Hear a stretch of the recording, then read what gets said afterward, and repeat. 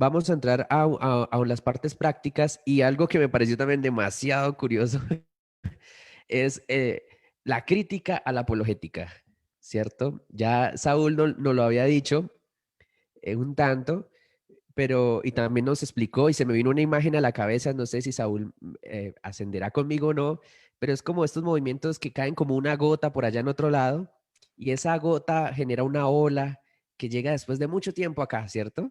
Y la gente piensa que esto es muy nuevo, que es lo mejor, lo mismo pasó con otros aspectos soteriológicos y no se dan cuenta de que ya hay toda una reflexión de estas personas que pasaron, donde hubo el primer impacto. Alguien lo llamaría que a veces cuando hay un fuerte terremoto, a ciertos lugares llegan a réplicas. Entonces, Saúl, en esta misma lógica de las réplicas y la gota, ¿qué tiene que aprender Latinoamérica sobre hacer apologética? ¿Y qué se atreve a decirnos Saúl y Jorge eh, para aconsejar a muchos chicos que hoy en día están tan inmersos en este mundo y tan metidos en esto que precisamente posiblemente lo están haciendo de una manera acrítica? Bueno, habría muchísimas cosas. Bueno, en primer lugar, leer siempre las fuentes, leer la literatura como primaria, porque a veces criticamos incluso cierto tipo de sistemas que son claramente antitéticos a la fe, pero los criticamos sin conocerlos y esos son puntos malos. Decía mismo San Agustín, ¿no? Si ellos que conocen esos temas ven que los estamos criticando sin conocerlos, ¿cómo nos van a creer de cosas de la Biblia que se supone que deberíamos conocer nosotros, ¿no? Entonces, como en primer lugar, un comentario al margen sería algo como eso, pero dado lo que nosotros presentamos en el libro, especialmente en el capítulo 2, de estas ideas de la ilustración, de que hay una razón autónoma, universal, independiente de contexto y que todo tiene que ser validado por esa razón y que si queremos llamar algo conocimiento tiene que pasar por ese filtro, si no, no es conocimiento y se empiezan a hacer dicotomías entre fe, razón, objetivo, subjetivo, así dicotomías muy claras del modernismo. Nosotros presentamos y decimos que no es el caso que exista esa razón autónoma y universal.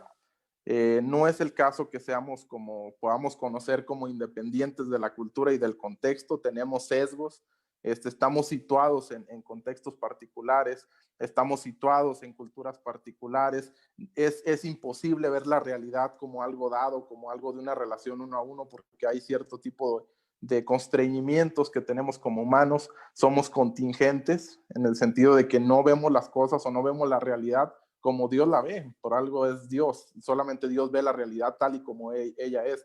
Nosotros tenemos constreñimientos de muchas cosas, ¿no? Es decir, es imposible quitarte los anteojos y ver el mundo realmente como uno a uno. Es un ejercicio que la evidencia empírica, como mostramos en el capítulo 2, la evidencia teológica, algunos autores a lo largo de la historia del cristianismo, la evidencia bíblica nos dicen que es imposible. Somos seres contingentes, seres finitos, seres que están situados en un contexto particular.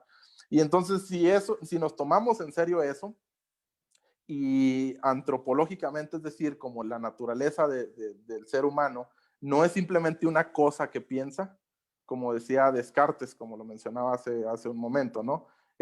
No simplemente somos cosas que piensan, somos seres sociales y seres encarnados, seres que tienen un cuerpo. Bueno, tienen un cuerpo es como una metáfora porque somos un cuerpo, no es simplemente una mente que tiene un cuerpo como un tripulante en un barco, sino que somos un cuerpo también. Entonces, si nos tomamos eso en serio, entonces cosas como las emociones, cosas como las afecciones, cosas como la imaginación, estas cosas intuitivas que tenemos, estos mecanismos tácitos que tenemos, importan para el conocimiento. Y entonces no solamente adquirimos conocimiento por medio de la razón, claro que se necesita la razón, claro que es indispensable la razón, pero no solo la razón. Entonces, tenemos más medios para llegar a conocimiento. Y si nos tomamos en serio eso, entonces ahora vamos a analizar la apologética y parece que es un modelo que está respondiendo a un modelo modernista totalmente. Entonces, se ha cometido este error que se reduce la apologética solamente al intercambio de argumentos, es decir, como si las personas fueran simplemente como mentes flotantes, donde no importa como los deseos, no importa la imaginación, no importa los lugares situados en los que estamos, no importa como la naturaleza social y encarnada que tenemos, sino simplemente se trata como un ejercicio racional de intercambiar argumentos. Y lo que estamos diciendo es que la apologética moderna es muy reduccionista en el sentido de que reduce la apologética como si fuera simplemente un modelo modernista respondiéndole a otro modelo modernista. Y eso es, pues, es como un error antropológico, ¿no? Porque somos más que eso.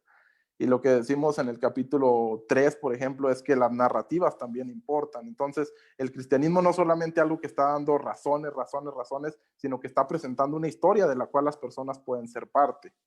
Y algo que decías muy interesante, Manuel, es que hay que ver como exactamente cuáles son las necesidades propias de Latinoamérica.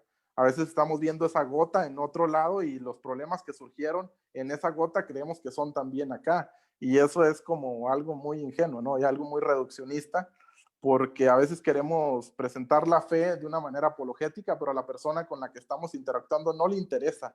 No le interesa si hay una contradicción lógica entre el problema del mal y la existencia de Dios como un problema metafísico y ontológico y epistemológico. A la persona le interesan más otras cuestiones que tienen que ver como con cuestiones emotivas, ¿no?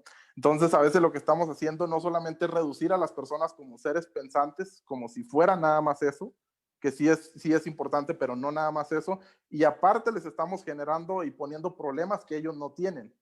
Hay muchas personas que no tienen, no sé, la mayoría de las personas que conocemos al día a día no les interesa la naturaleza ontológica de la simplicidad divina.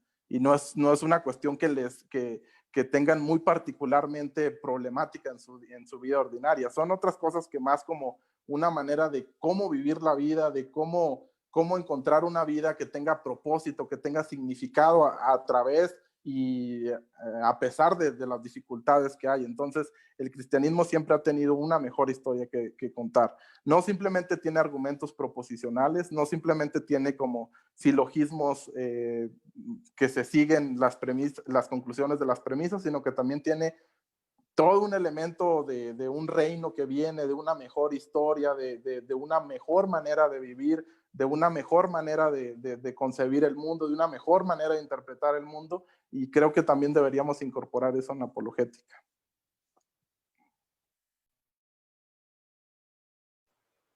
Excelente, Saúl. Me gustó mucho la explicación.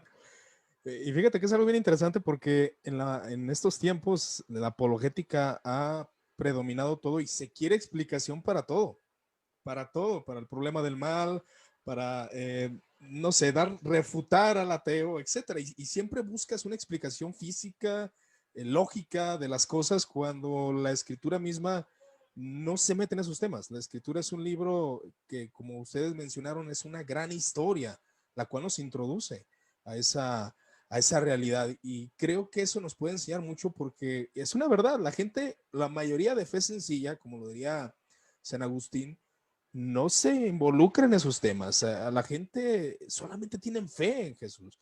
Y eso es importante para el cristianismo de ahora. Claro que es muy importante el intelecto y la razón, son importantes, pero no son el todo.